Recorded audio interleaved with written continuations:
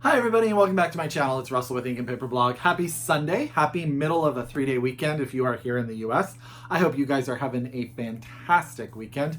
The weather has been so strange here in Northern California. It's been sunny and beautiful, and then today it poured rain for part of the day. We were going to walk Berkeley and then it started raining on us, and then we went out and it was beautiful, so I don't even know what's going on. I am almost ready to head to New York for Book Expo America. I do need to make a correction. I told you guys that I wanted to go to Books Are Magic, the bookstore, and I said in my video that it is owned by Emma Donahue. That is incorrect, and thank you for the person who pointed out.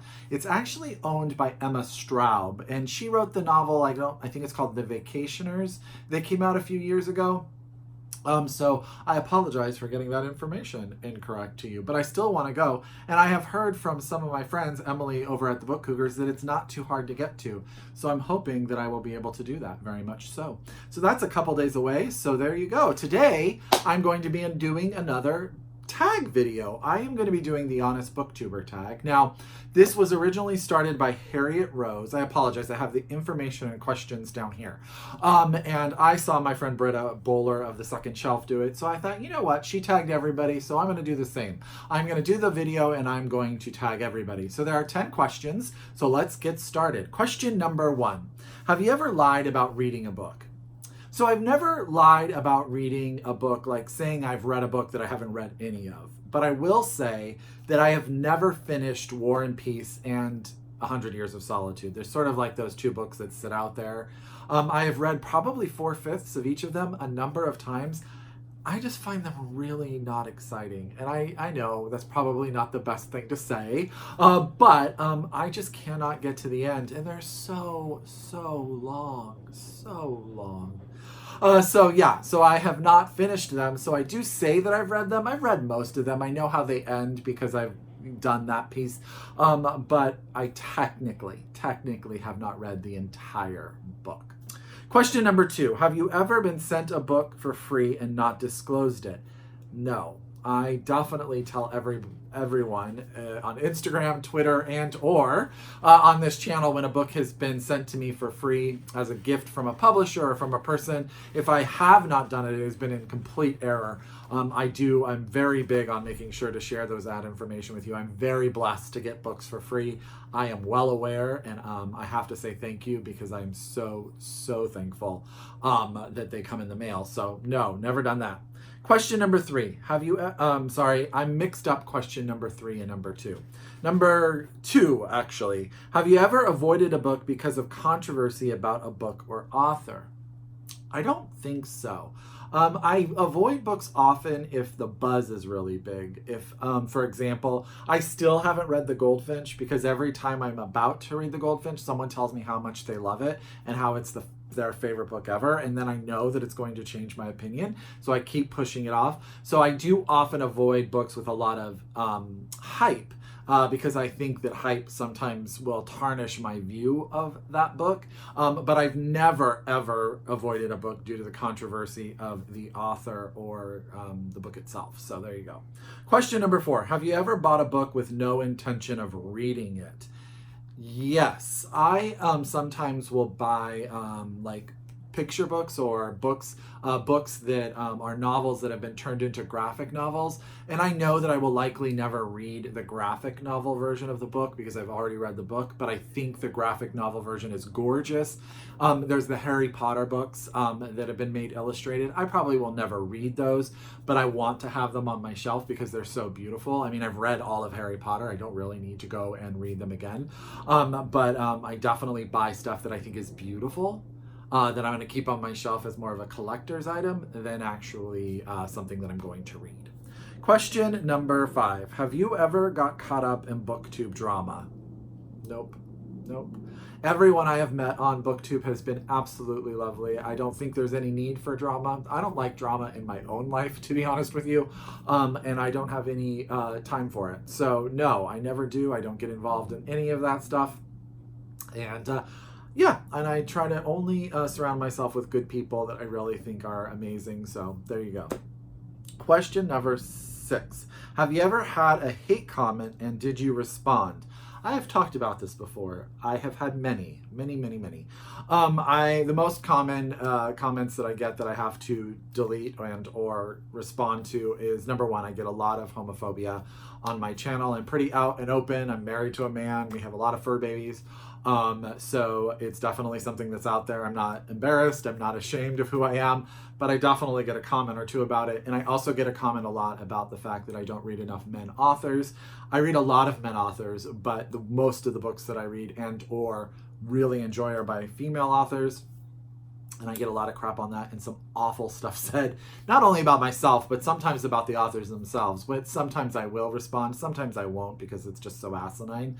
But it's definitely something that I've had to deal with. Question number 7.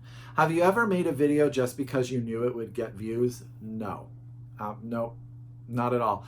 I find that I know that if I were ever to do a video where it's like one of those things like the books that you hate or things that you hate, I know that a lot of negative videos get a lot of views.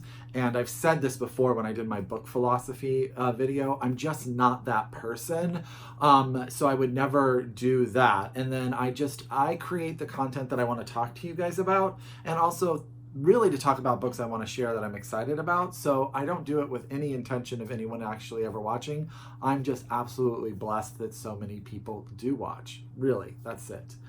Question number 8. If you could go back to the beginning of your channel, would you do anything differently? A little bit. I think I would do a little more research into the tech part of it, and also have had more sort of honest discussion with the people I know that do it. Having a Booktube channel and a Booktube presence on Instagram and Twitter and getting things in the mail and answering emails and sending things and stuff like that, it is a lot of work. And I don't think I knew when I started my channel the amount of work that it was going to be. It is rewarding and fantastic work. And it has led to some amazing friendships and all of that, but it is work.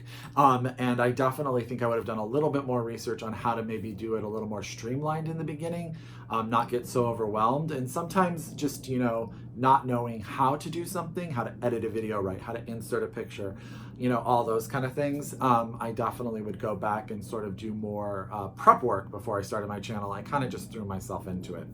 Question number 9. Are there any channels you wish yours could be more like? Absolutely. I wish any day of the week, every time I watch a Simon Savage video, a Mercedes, Jen Campbell, Kendra Winchester, Matt Sharapa, Joss of Scribbles Reads when she comes back, Emily of Possibly Literate, Chris of Chris's Bookish Cauldrons, Britta, any of them, and there are many, many more that I just could not name off the top of my head. I wish I could speak as eloquently and as amazingly specific about books. They have phenomenal memories. They break down books in ways that I'm left in absolute awe of. I feel I'm more of like a on the heart reviewer. I definitely can talk books. I can definitely break a book down. But my sort of vernacular and the way that I communicate is a little bit more just not as brilliant as them. How does that sound? And so all of them, I wish and I watch and I am utterly in awe of, and I wish that I could speak more like them. Question number 10. What's something you love about your channel? Everything. I think for me, it's the ability to talk to people about books, the conversations that occur. I have been a little lax in answering comments, so I want to apologize, but really, it's the comments and the feedback. And when people say they've read something that I've recommended that they love, I just love it. And just being able to share my love of books with you guys, and sort of just my love of the whole idea of reading. I mean, we go through slumps and book video slumps and reading slumps. We go through things that we get super excited about and books that I really want to champion, and you guys read them and it's amazing. And friends. I mean, amazing, amazing friends. So yeah, I have to say there's so much to love about my channel. Absolutely, absolutely love everything that it has brought into my life. And last but not least, if I tag anyone, I tag you all. I tag you all. If there is one question that you want to answer that you think is cool, I'll list the questions down below. Answer it in the comments. If you have your own channel and this is a video that you want to do, please do it. I think it's kind of fun. I think it's really honest. And I think that it also allows you to sort of look at your channel in a very different way, which I really appreciate. So thank you, Harriet Rose, and thank you, Britta, for doing the video and reminding me of this tag. As always, if you are a return subscriber to my channel, I thank you so very, very much. I appreciate every moment. If you are new to my channel and this is the first video that you've ever watched, I hope you come back for more. I'll recommend some books in the next one, I promise. Until next time, I wish you happy reading, and I'll talk to you soon. Bye!